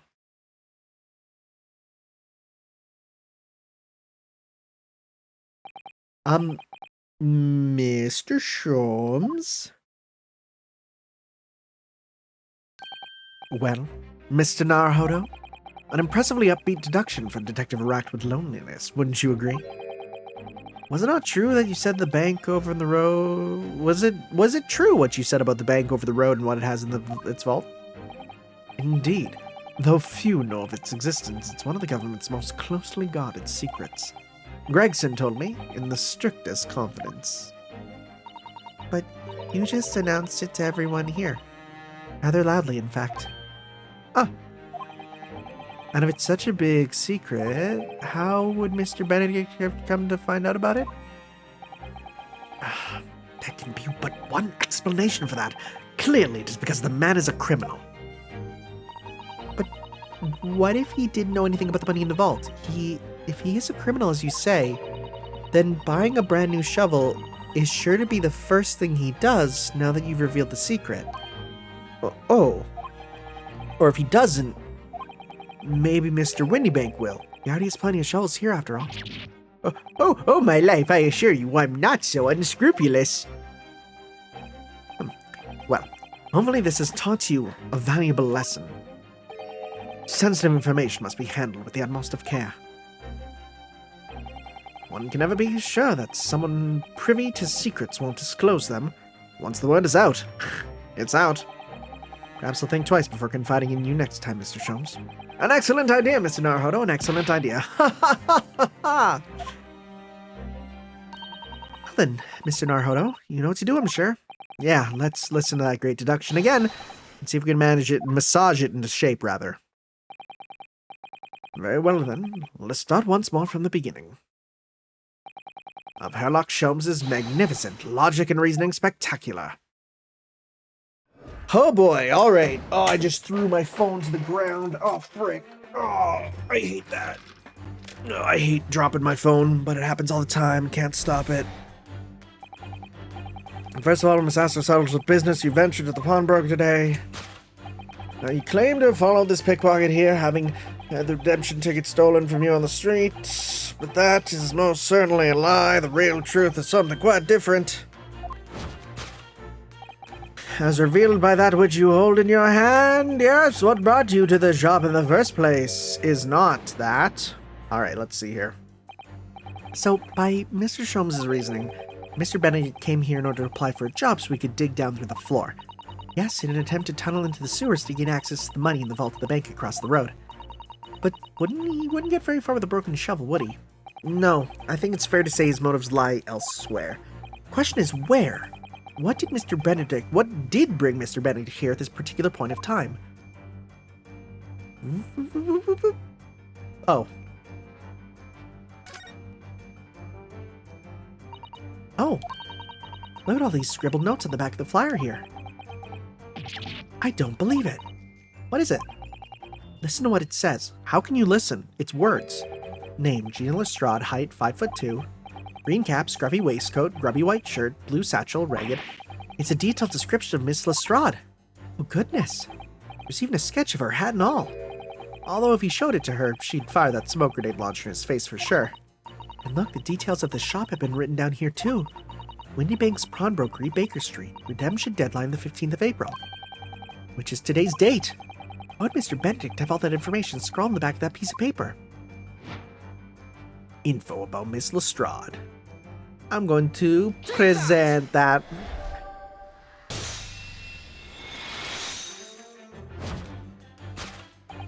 Yes, what brought you to the shop in the first place is the information about Miss Lestrade.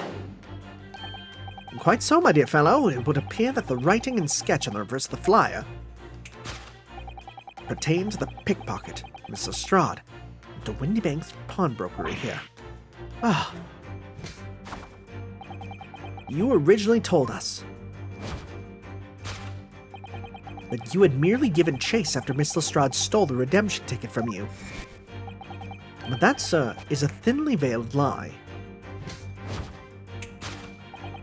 It is the information on the back of the flyer that led you here today, by which I mean here to Windy Bank's pawnbrokery, and today, the redemption deadline on the overcoat. So you waited outside for the young girl matching the description you have written down to arrive. And you have gone to some lengths to hide the reason for your pursuit of Miss Lestrade. In other words, there is some ulterior motive for your actions. The cane which you unwittingly clutched to your person exhibits an incontrovertible contradiction. What utter rot! I've had this cane for years. The contradiction of which I speak, of course, nope, is the missing ferrule. What's a ferrule? It's the metal cap commonly found on the end of a cane, Mr. Naruhodo. Ah, the bit that makes a nice clacking sound on the pavement. Yes, exactly, and Mr. Sholmes is right. It appears to be missing on this cane. But it doesn't actually look broken, does it? No, it doesn't, though the gentleman certainly did recoil when Mr. Sholmes identified the cane as suspicious. In other words, there's some secret about the cane that Mr. Benedict would rather we don't know. It's the fact the initials are wrong. Initialing, yeah. AG. Look here, Miss Sasato. Some letters on the handle. Ah, yes, those must be initials, I think. Okay, real talk, I hate this, but this doesn't happen often, but God, I have to go to the bathroom. See you guys in a sec. Alright, let's finish this. Ah, those must be initials, I think. In the West, it's customary for people to engrave their belongings with the first letters of their names. So Herlock Sholmes would be HS, you mean? That's right. And the initials on this cane, obviously... Oh... AG. Why does it feel as though that's not quite right? Boop. Right there. Initialing.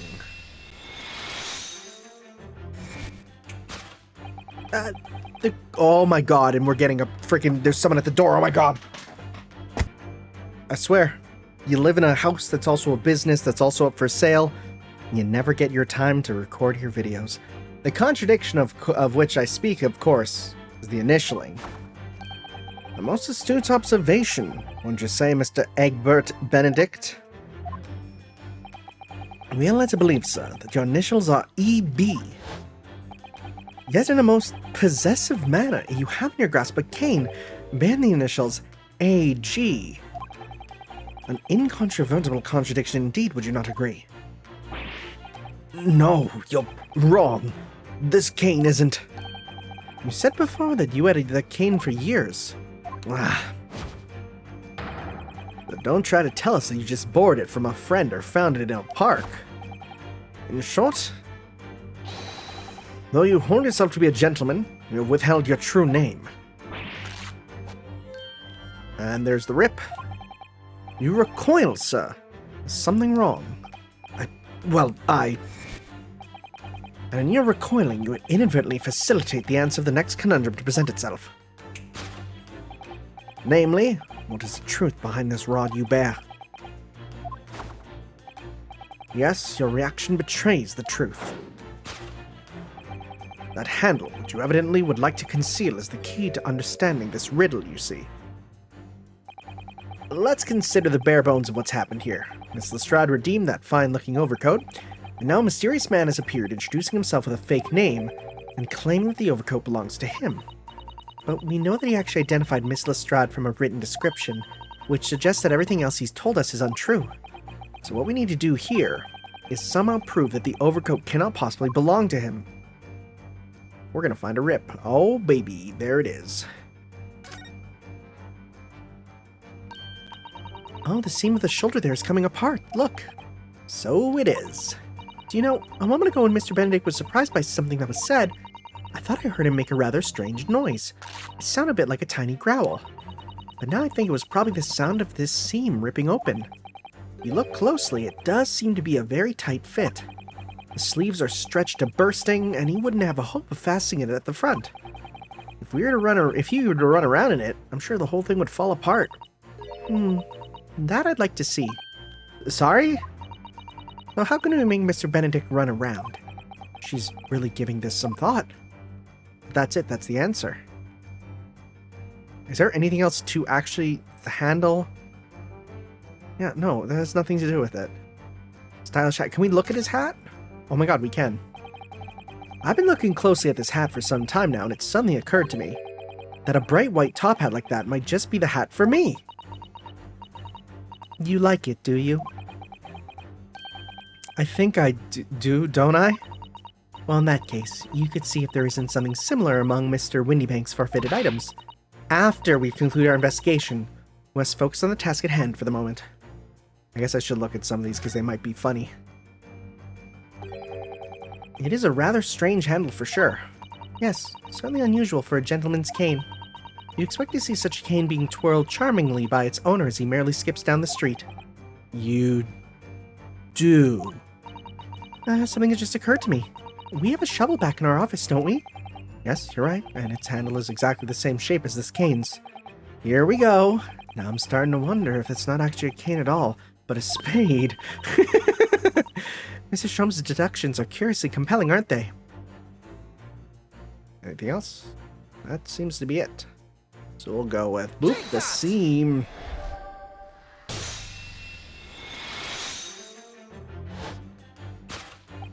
The split seam, which you evidently would like to conceal, is the key to understanding this riddle, you see. Ah. Yes, because the overcoat is rather obviously a poor fit. Having forced it over your broad shoulders, having forced it over your broad... I'm good at impressions. Having forced it over your broad shoulders, the seam is already breaking apart. My suspicions were aroused from the outset. When you so baldly lied about your name and so boldly waylaid this pickpocket. This catalogue of untruths has been for all one very specific purpose.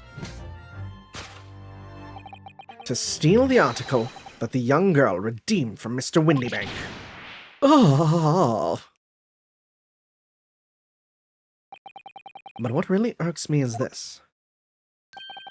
The considerable crime I initially imagined has been considerably curtailed.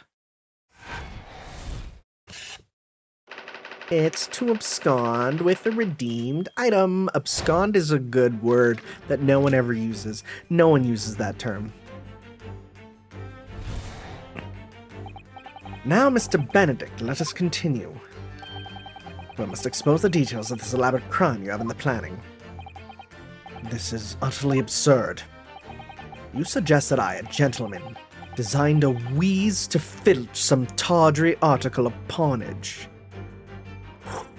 That's a sentence, buddy.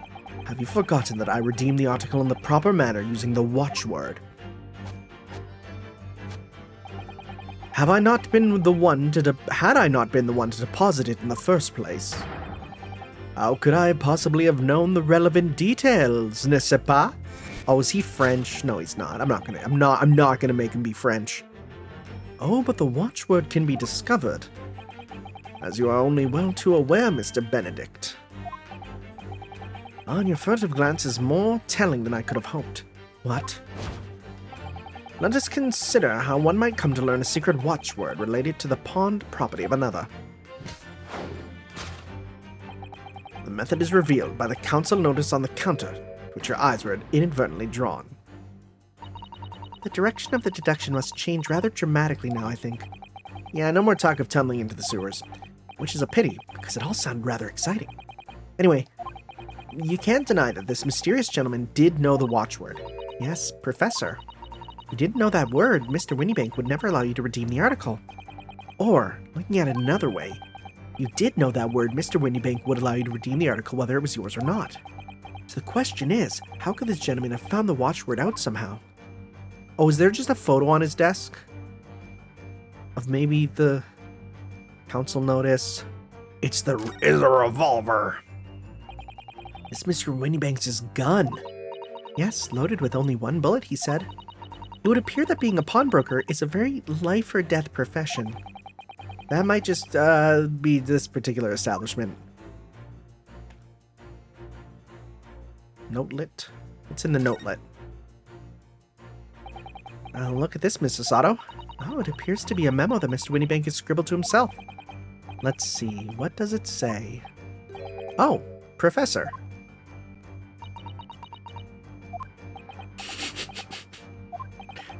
Mr. Winniebank must make a note of his watchwords his customers give him right before their eyes.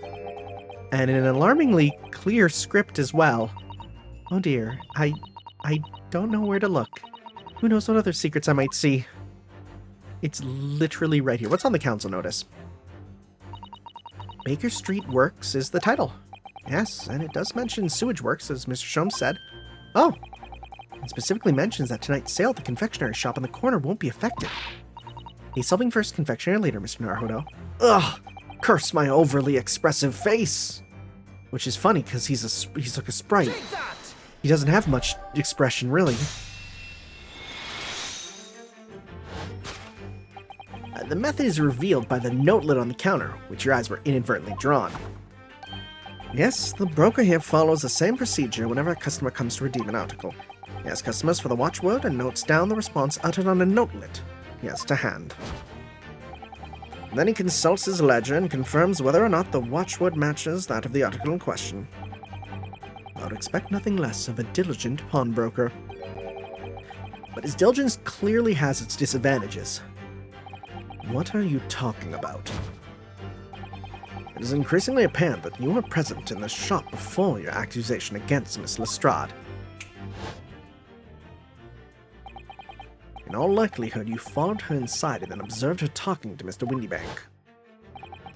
When the diligent broker made a note of the watchword, as is his common practice, you observed him writing the word Professor on the notelet beside the ledger. And that, sir, was the master plan you devised to steal the pawned article from young Miss Lestrade. Master plan? Which brings us at last to the final chapter of this lurid scheme. Why would you go to such lengths to redeem that particular article from the pawnbroker? Are you quite serious? For an ill-fitting overcoat hardly seems to justify the effort, much less a worthless music box disc. But naturally, you had very good reason to make them yours, didn't you, Mr. Benedict? I have no idea what you're talking about. Allow me to present a rather interesting piece of evidence. You see, this picture postcard tells us all we need to know. The articles we're talking about are the overcoat and the music box disc that was in one of the pockets, which according to Mr. Winniebank isn't even worth a penny. And yet this man went to such lengths to steal them. Why?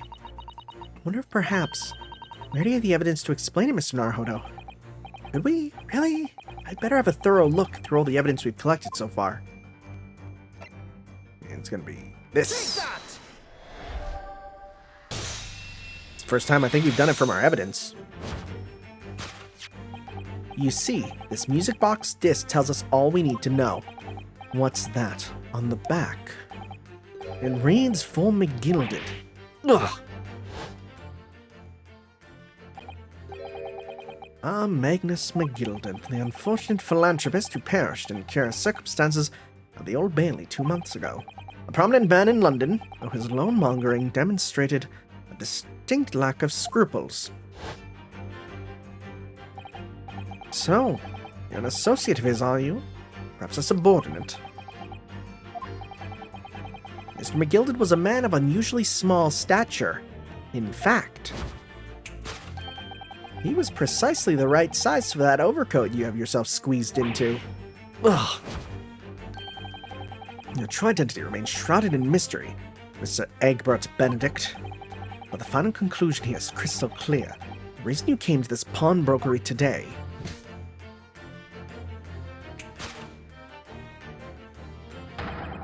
was to retrieve an article left behind by the late Magnus McGilded.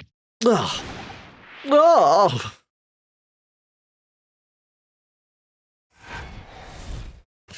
Did we do it? To acquire an item deposited by Mr. McGilded. Solved. Deduction complete. It was elementary.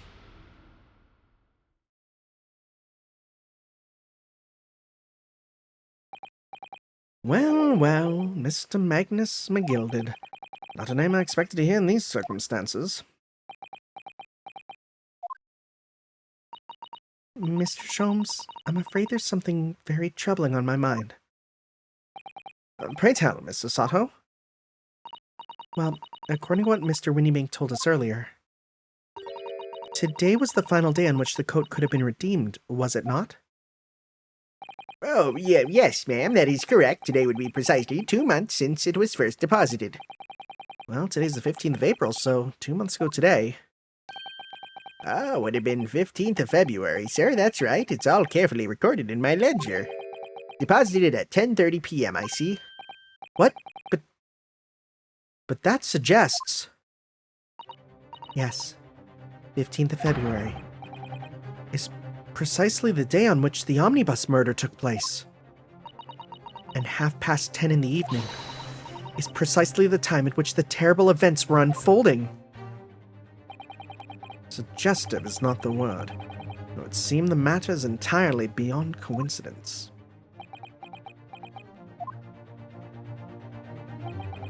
You are, of course, at liberty to make whatever outlandish deductions you choose. However... Oh! I must insist you hand over the music box disc now. It would be a terrible shame to return to your native land in a box. Ugh, what do I do? Can I die? Is that possible? I'm gonna say no. Shoot me. Do it. No! There are some things a man must protect at all costs. This may well be one of those things. Then again, it may not. Oh! Mr. Winniebank! This is my shop. I can't allow any harm to come to my customers. If that were to happen, I should have to take my own life. Mr. Winniebank, no. That's the opposite of what we need right now. Alright, that's enough. Who's this? Oh, Gregson! Inspector Gregson! Inspector. Well, that's right, Sunshine. The alarm was raised on one of our dedicated emergency lines. We got here as fast as we could. Now, what's all this about, eh? Oh, praise be. You're here at last. I was moments away from forfeiting my own life in my own very establishment.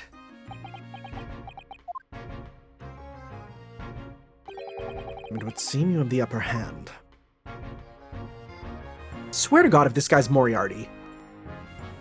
Swear to God. Right, you lot have some explaining to do. I don't appreciate being bothered with some petty argy-bargy. Petty? Mr. Winniebank very merely net his end. Well, yeah, by his own gun, as far as I can tell. This happens every day. Oh dear. And the whole of Britain could meet with its end if I don't get to the bottom of the case I'm supposed to be working on. What? What on earth is the case, Inspector? Spare no detail, Gregson. I might have said a little too much, but no matter, it's nothing to do with you lot. Anyway, sir, you're gonna have to come with me down to the station. But of course, Inspector. Oh! He's getting away! After him, lads! Whistle the beat officer, too! Sir!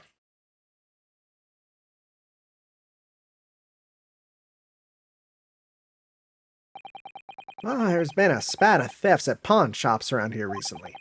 So we fitted emergency buttons under the counters for brokers to let us know when there's trouble. Oh, Inspector, I was very worried there for a while. Very worried indeed. Now then, Mr. Permanently in Mourning. Oh. Me? Yes? I'll be taking that whatever it is of McGilded's down to the yard, thank you very much. So hand it over. Oh, yes, of course. No, don't give it to him. It's mine, that is. Mine. I'm sorry, miss.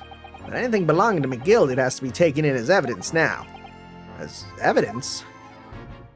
If the police demand something as evidence, my dear fellow, we have no choice but to capitulate.